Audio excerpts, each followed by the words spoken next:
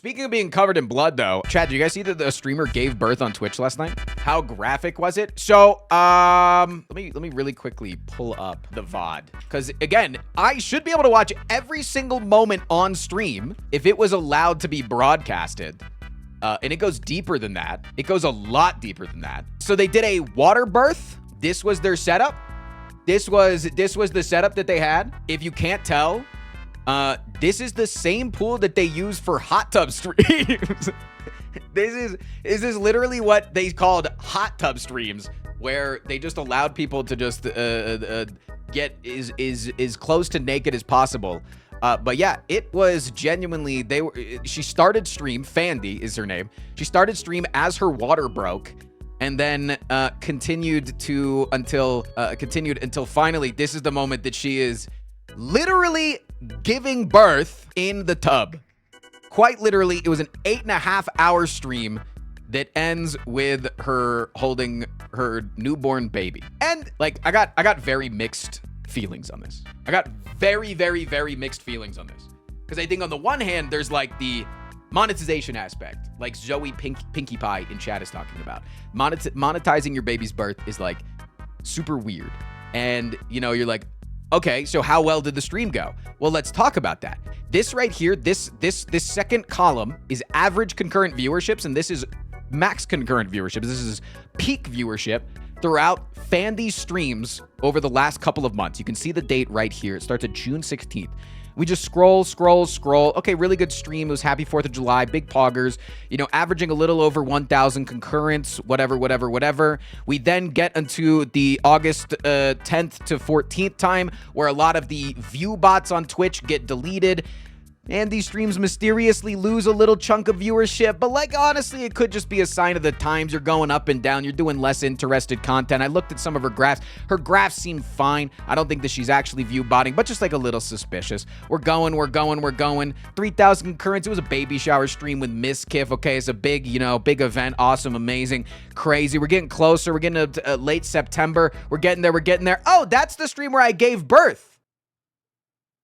So yeah, I think it was pretty good to monetize an 8.5-hour stream at 14x on average your normal viewership and 30xing for your maximum concurrent viewership. I think it was pretty good, and also gaining 5,000 new followers versus never breaking 100 in the last 60 days for followers per day is pretty good, and unfortunately might normalize content like this. Luckily, though, it's not content that can be quickly turned around and done immediately, right? Because like when the hot tub meta becomes a thing, or the ear licking streams become a thing, or, you know, the various different types of metas become things, it can be very quickly replicated.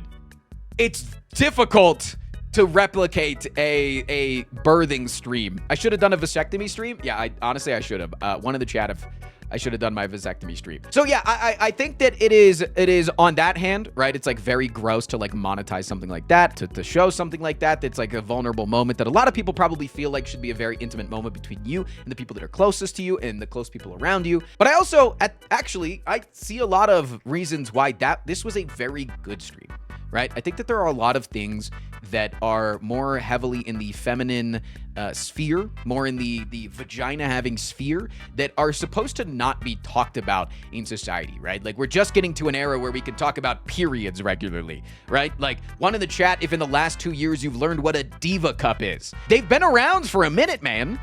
But a lot of us just didn't know what the fuck these things are because feminine products are just not talked about. If you don't know what a diva cup is, by the way, it's a suction cup that you put inside your pussy that catches all the blood that comes out. It's an alternative to using a tampon that is a lot easier for a lot of people, and they find that it's much more comfortable. And yeah, better for people with a larger amount of flow. Either way, there's also like, you know, miscarriages and like, I think we can all understand people documenting the life as they're going through their pregnancy, right? Like, I think every stage of Fandy's pregnancy, if she's showing her ultrasounds and, you know, her swollen ankles and talking about how her tits fucking hurt because they're starting to lactate and leak a little bit. Like, all of those details, we can probably say, yeah, that's really good to talk about. And I think that there's going to be a lot of people that are going to be looking at a stream like this in preparation for giving their own birth, are doing their own birth that are going to be looking to something like this to like relieve their own stress. You know, of like, oh, how bad is it actually? What does it actually look like? Not, you know, the fucking dilated whatever the fuck. To actually see the pain that somebody's going through, to see what the process looks like, to see how you can survive through 8.5 hours in labor. I think that there is genuinely a benefit to seeing the raw footage of that. Versus like the documentary that we all watched in Family Life that was like a heavily curated, monotone Bill Nye version of like, and now the woman has given up all of her rights as she's entered into her hospital stirrups. She will no longer be able to make any decisions for herself. Her husband will be adding in the extra stitch when we close up her dilated pussy. You know, like, it's like there's just not a lot of stuff like this on the internet. So I think that there is the upside to it, but I don't think, in my opinion, that it outweighs the clout hunger side of it. But that's just the way that I look at it. I think I look at it from a little bit more of a pessimistic form of view. I do think, though, that being a part of like the Austin, Texas, OTK, Miskiff type crowd, it tends to lean that you care a little bit more about the views. Right? Just with whom you surround yourself with, it does lend people's opinions to be a little bit more pessimistic. And that's how I have formed my opinion around it, I feel like, is like being in that sphere instead of just being a random person on Twitch that doesn't have those ties to clout chasing. Right? I feel like it could be a lot different. And the last piece of drama that is surrounding this is the fact that Dan Clancy was in the chat congratulating her during the stream.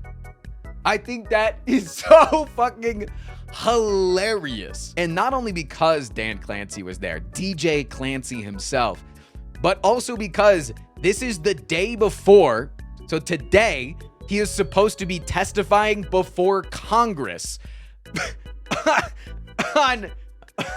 Along with the CEOs of Reddit and Steam over their, I think in Discord, over their like involvement of like the Charlie Kirk assassination, but just like overall like how their platforms are degrading society and things like that. I think that the hearing has gotten postponed because of the government shutdown. I think that is, but I just think the fact that it's like that's the world that we're in. The CEO of a platform, one day before going to testify in front of Congress that his platform is not cooked, congratulates somebody on their first ever live birth on the platform. Damn, this a Black Mirror is crazy. Thank you. No, that's exactly how it feels. It's actually how it feels. So I don't know where my total thoughts are on the subject. You guys are welcome to give your opinions either on the in the streams right now or in the comments. But yeah, that's fucking crazy to me. So it's crazy times that we live in.